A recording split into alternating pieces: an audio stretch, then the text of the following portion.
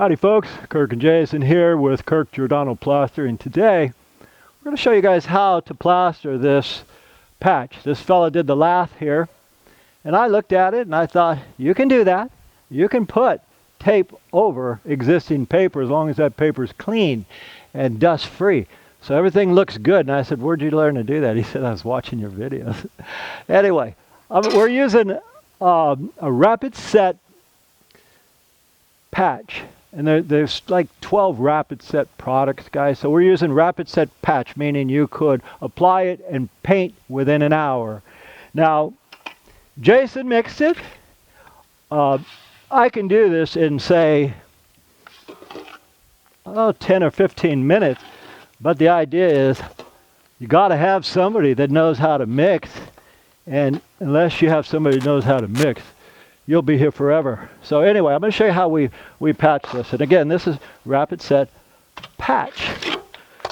There is rapid set stucco, which is very, very similar to this. And then there's rapid set cement all. The cement all, that stuff is for bridges, or say you work for the city and you have a manhole cover. You could use cement all, because when you first apply that, it sets in like 15 minutes. Jay put this so it'll set in about a half hour. Now with rapid set cement all, that sets so fast that you guys, unless you're doing bridge work, don't use it. Then you have waterproof rapid set. I've had people say, Kirk, I'm not sure what I did was watertight. Can you use a waterproof rapid set? And I said, no, the waterproof rapid set, you usually apply 1/8 of an inch to, and you let that set, plus there's slacking involved. Then you apply, say, another 1/8 of an inch. So there's all these different products. There's a whole bunch of them. They have rules to them. This one here, I can feel it setting already. So I call that a perfect mix, because I want it to set fast.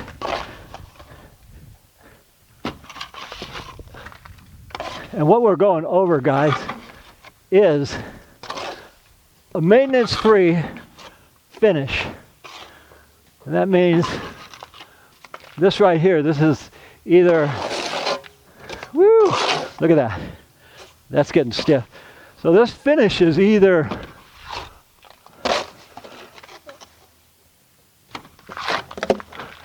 it's blue-gray when it was done. La Habra's blue-gray. And I told him, well, there's no way, unfortunately, anybody could apply a finish and then match an existing color. It's not how it works. It just, you'll have to paint this or allow it to set and then recolor the whole wall after you put a bonding agent on the whole wall. And he says, well, I don't want to do that. And I thought, most people don't want to do that because it's a lot of work. So what we're going to do is match the finish here, and then he'll paint it. And so I'm going to put one more scoop right here. A little bit more down here to make sure it adheres. And we just come this way. We come up, and here I'm going to open the stucco. What's that mean, open the stucco? How is it closed? It's closed right there because it's sealed. But to open it, you just take your trowel and edge and do that. It makes it look rough, but now it's open. It can dry faster. It's like, how much faster do I need it to dry than 15 minutes? Well, just a little bit. All right, I'm gonna let this set for 15 minutes to a half hour. Then we're gonna show you how we float it and match this texture. All right, guys, that's set for about 15 minutes. I can see, oh, I can't do my Kirk's the best. That's hard as a rock. 15 minutes. Okay, so what I got to do now is shave it. I got to shave it. Wrong tool. When it gets that hard, you shave it with a trowel. And that's 15 minutes. That's exactly what I wanted. So we shave it, come down, shave it. Why am I shaving it? I got another coat to put on here. And if you guys pay attention to some of the things we do, you too can laugh as good as Sean. Sean's the homeowner. Hey, Sean. That guy pays attention because he did a great job with this lath. Okay, so we're taking it down. I'm going to show you one other thing.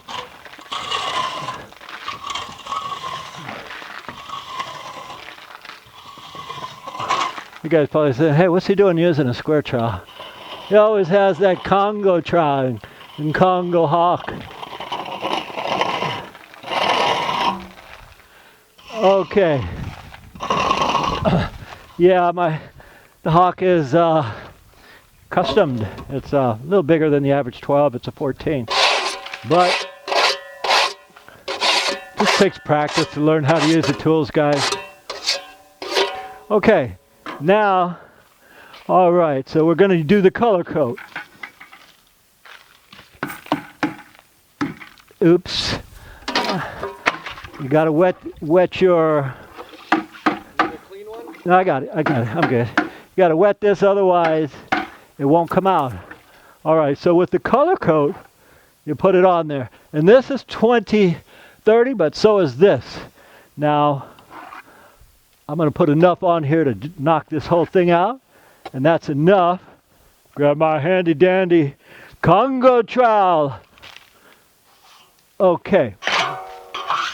Now what we do is just put this other coat on. Why are we putting this other coat on?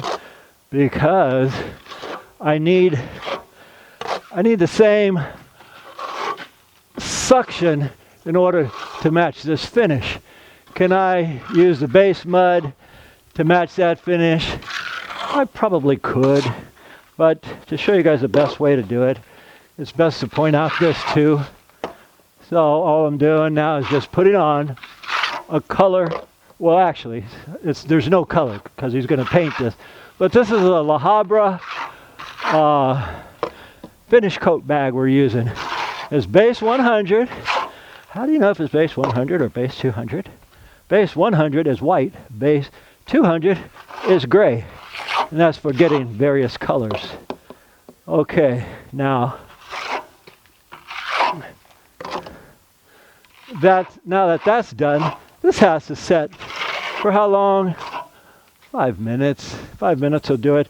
And what I'll do is I'll take my handy dandy sponge float.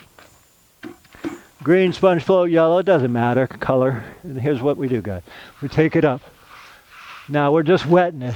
We're just getting that finish so that get out my own way, so that the texture can be applied. And to do a texture like, say, a float finish, that's where you float it and bring the aggregate out of the sand. That's easy. But to do a finish, a skip trowel or a Spanish lace within a finish, that takes a lot more practice. But I've got some time in. So what I'm doing here is just feathering in the joint, Need a little bit more water, no problemo. We put a little bit more water, flip that baby, get that thing clean. Why? Because if this is not clean, then all of the stucco that's on it is going to make this drag. So we're pulling up into the joint, pulling up into it. And now that can set for 5-10 minutes, or I could put my finish on or texture right now, but I'm doing other stuff here. So I'm going to leave her alone, and I'm going to do some other stuff, and I'm going to come back to this in about 5 minutes and show you how we texture this too. What we're going to do now is we're going to put the texture on here. And most people say you can't match a Spanish lace within a Spanish lace, but you can do the best you can, and that's what I'm going to do, the best I can within a Spanish lace. First thing, you look at the sand. You see, when they did this color coat, they sponge floated it and they brought the aggregate out. There's that sand, so I got the aggregate out. Now this has some aggregate in it. That just means sand. So what I want to do is I'm going to take this to the corner and take this past. And it'll adhere past because it's a maintenance, it's a cementitious finish. So this, anything wet cementitious will stick to anything wet that's clean cementitious. And lastly, I'm looking at this, I'm thinking this is a 10-year-old color coat. I can see all the spider cracks. It's got spider checking and cracking everywhere. All that means is when they did the color coat, they put the bonding agent on too thick. All right, enough of that lesson on so-called the past. Now we're going to skip it. I'm going to come here and light lace it. That just means very lightly. Again, this can be matched two different ways, guys. It could be matched with dash. You throw it on, and then you knock it down. Or it could be matched the way I'm matching it right here. And notice I'm not filling up my trowel like I normally do. The whole blade. It's an 18-inch blade. If I fill the whole blade up, it'll give a different type of texture. I just want a little 2-inch, 4-inch texture to match that dash finish. So what I'm doing, you probably can't see it, but I'm flipping this. Watch the hawk, guys. 2-inch. I'm flipping it, taking it off a different area. 2 inches. And yeah, I'm taking it into the original.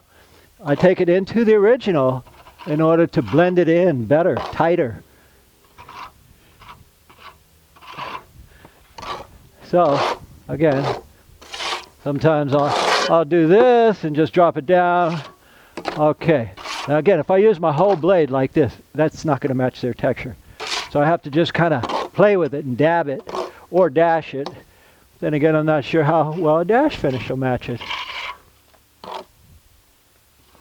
Because this is a texture within a texture.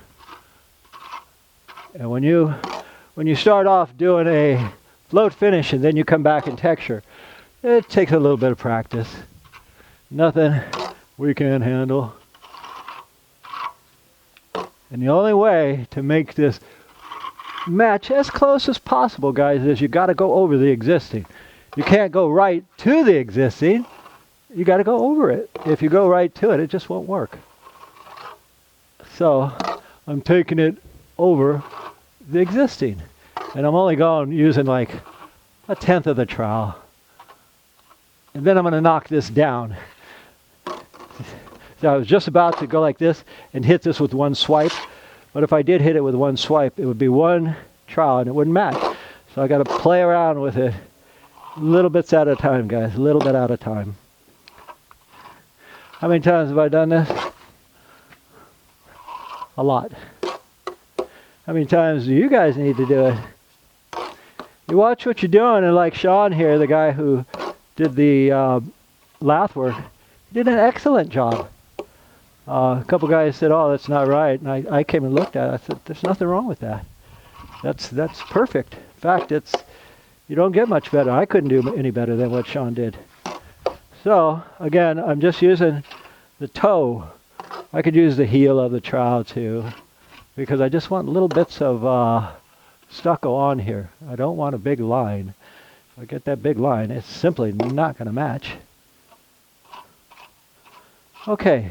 That's about it. I see some things that I know from my past experience just won't match unless I go a little bit further into the surrounding finish.